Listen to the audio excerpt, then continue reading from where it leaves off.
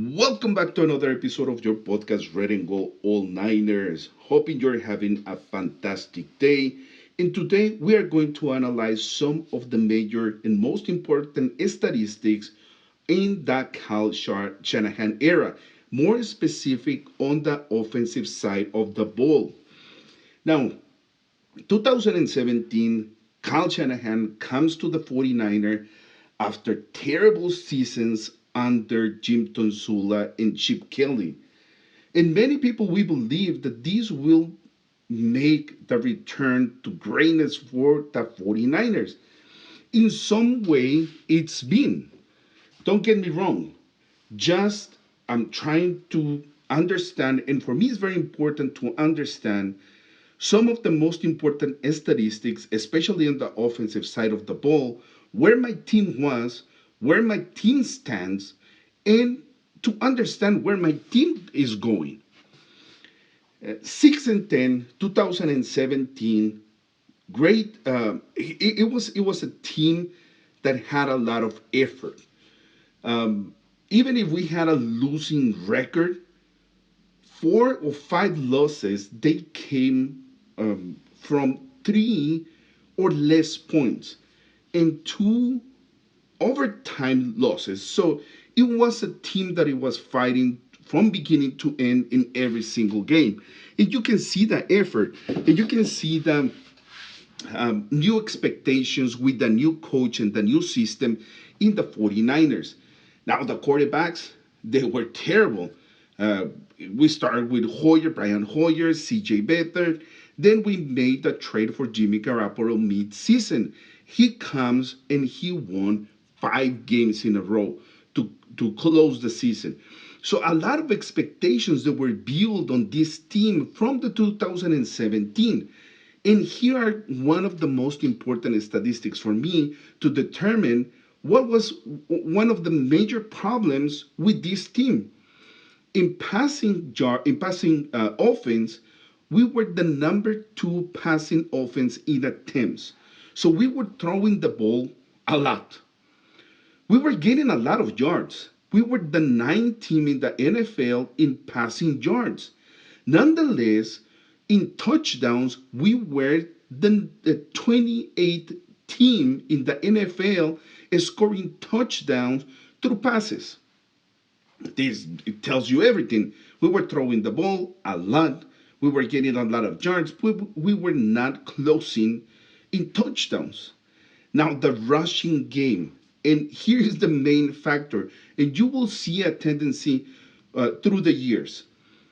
In rushing attempts, we were 22nd in the league. In rushing yards, we were 21st in the league. But in touchdowns, we were number 7. So that tells you when we were rushing the ball, we were very effective and we were getting touchdowns. When we were throwing the ball, we were not effective and we were not getting touchdowns. Our rushing leader was Carlos Hyde, 938 yards and 3.9 yards per carry. Decent numbers, absolutely. The second rushing leader was Matt Breida, 465 yards, but more important, yards per attempt, they were 4.4. So we know that one of the measures for the running backs is if they have more than 4 yards per carry, that means that he's a good running back. Carlos Hyde, we know he was a decent running back, second round pick. Matt Breida, I do believe that he was a low round selection, if not a free undrafted free agent. So, 2017, rushing the ball, we were, down in the ranks, but we were very effective. We were getting touchdowns. Now, 2018, a lot of expectations that were built, like I said, from the 2017 season. We went to the 2018 thinking that this might be the year that at least we made the postseason. And guess what? GBG gets hurt. And here it comes all the complications. Why? because we didn't have a backup quarterback that we can trust on. Comes CJ Beathard, Nick Mullins, and we know the history. Again, passing attempts in the league, we were 14th. In yards, we were 11th. But in scoring touchdowns, we were 31st. Again, we were throwing the ball, we were getting yards, but we were not getting it done at the moment of scoring touchdowns. In the rushing game, it was even worse. We were 25th in the league in attempts. In yards, we were the 14th team. And scoring touchdowns, we were 15. No wonder why that season we end up with 4 wins and 12 losses and in the third place in the West. Besides, third down conversions, it was 37. Terrible. 37% of our third downs we were converting. Red zone efficiency, we were at 41% below average, right? And mainly was because we were not running the ball. Our leaders rushing the ball was Matt Breida, 814 yards. But again, yards per attempt, it was 5.3 yards per attempt for Matt Breida. Alfred Morris, 428 yards per attempt, 3.9. Jeff Wilson Jr., 266 yards and 4.0 yards per carriage. And here we start seeing Raheem Mostert with 261, but 7.7 yards per attempt. Every single one of our running backs, they were good. They were getting yards. The yards per carry, they were there. 800 yards for Mark Breida is not bad. We were not rushing the ball, period. Comes 2019 and here changed everything. And we can see the winning formula for the 49ers. Now, for this 2019, we have a healthy Jimmy G.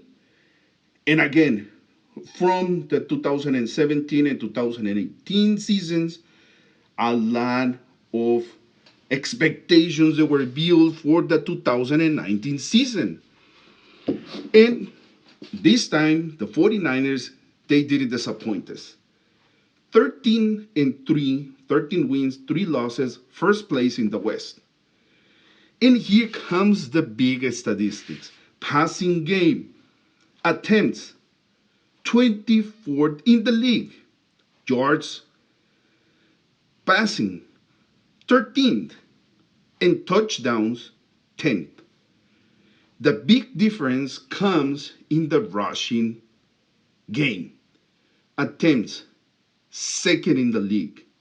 Yards, second in the league. Touchdowns, first in the league. What this tells you, it is that if the 49ers, they don't run the ball, they don't win. Period. Our leaders rushing the ball, Raheem Mostert, 772 yards, but a whopping 5.6 yards per carry. Matt Breida, 623, and another whopping 5.1 yards per carry.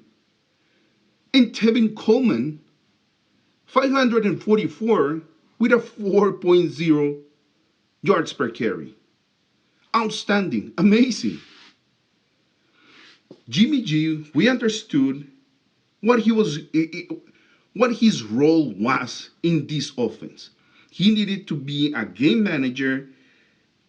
I mean, he threw a lot of picks, but he managed, and we get to the Super Bowl, and unfortunately, we lost against the Kansas City Chiefs. But again, it tells you what was the winning formula for the 49ers.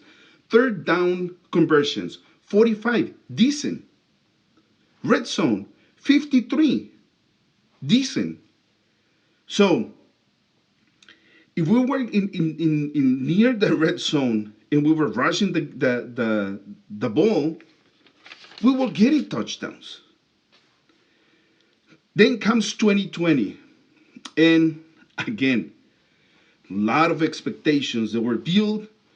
Now you have the 2017, that inspiring season that we closed it so good. 2018, Jimmy G was injured. 2019, we went to the Super Bowl. Well, 2020 is the year, right?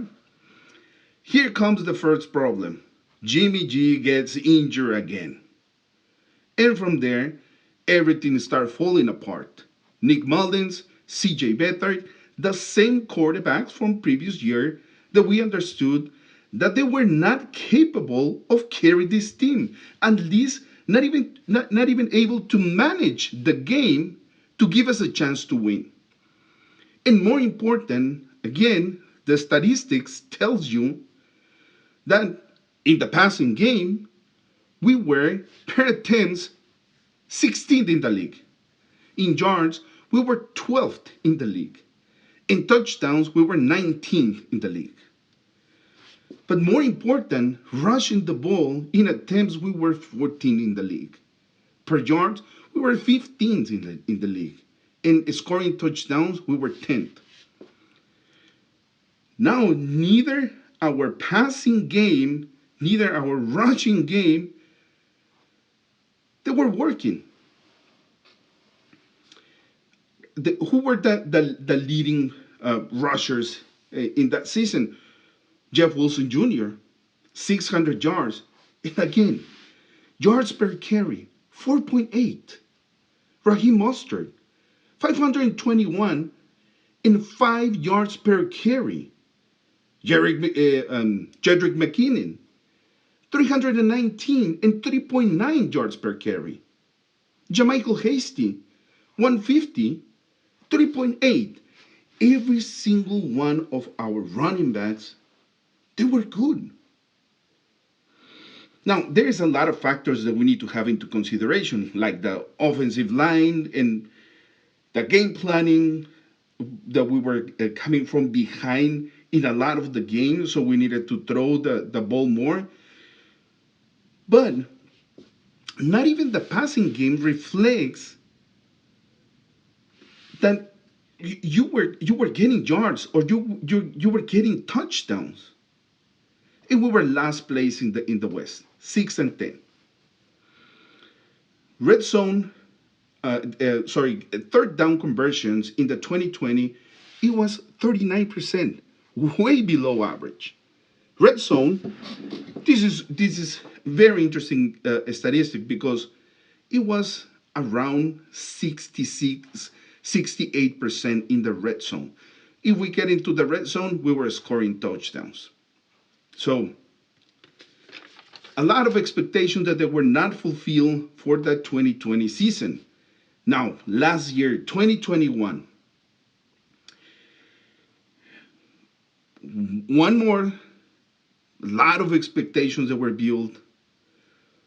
Once more, Jimmy G was injured. 2021, Jimmy G needs to stay healthy, and this is going to be a better team.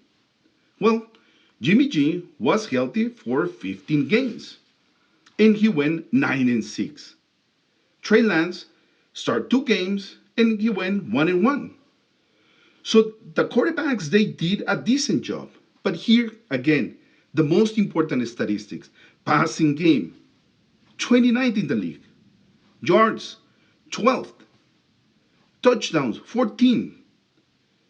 But the rushing game, per attempts, 5th in the league; yards, 7th in the league; touchdowns, rushing the ball, 5th in the league.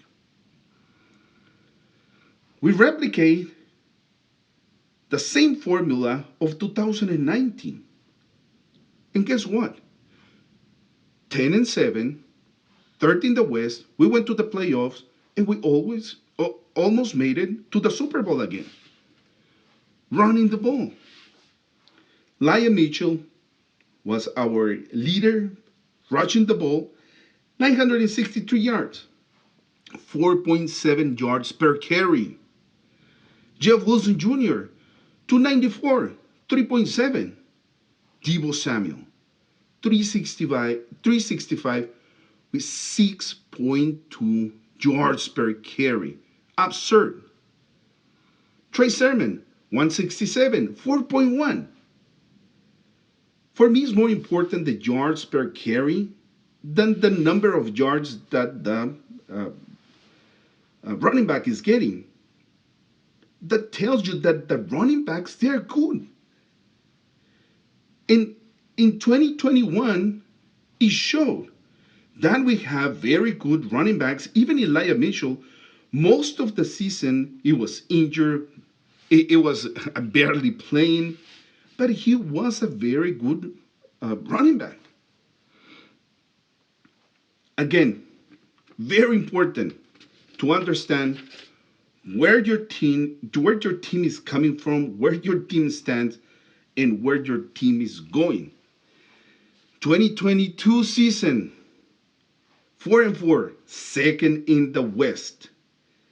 And again, our starting quarterback, Trey Lance, gets injured, plays into games. He goes 1-1. Comes Jimmy G. He's been playing for the rest of the season, and he's 3-3. 4-4. Passing game this season. In attempts, we are 22nd. In passing yards, we are 12th in the NFL.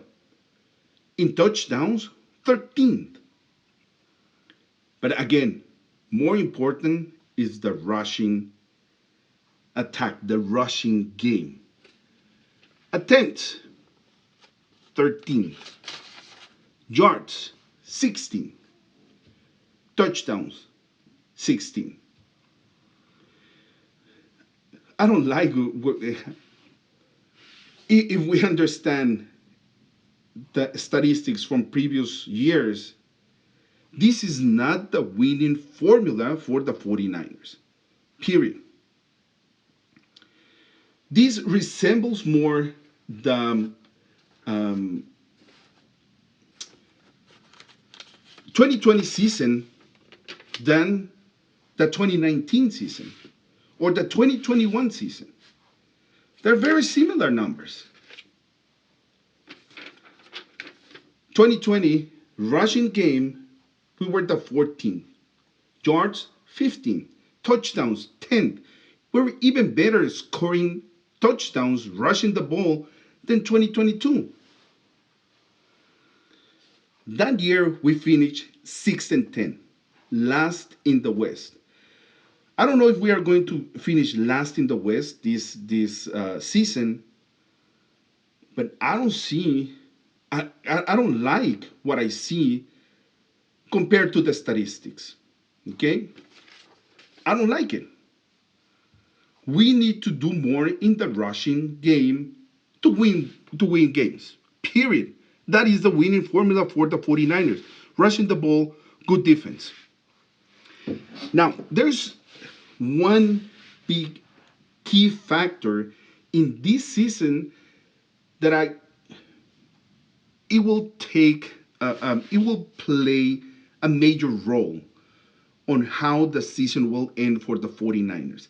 In the resting 9 games, only 3 games they're playing away. And one of them is played in Mexico City against the Cardinals. That it was supposed to be a game that it was going to play in Arizona. So, in fact, there are only 2 games in the last 9 games that we are going to play away. The rest, we're going to play at home. Now,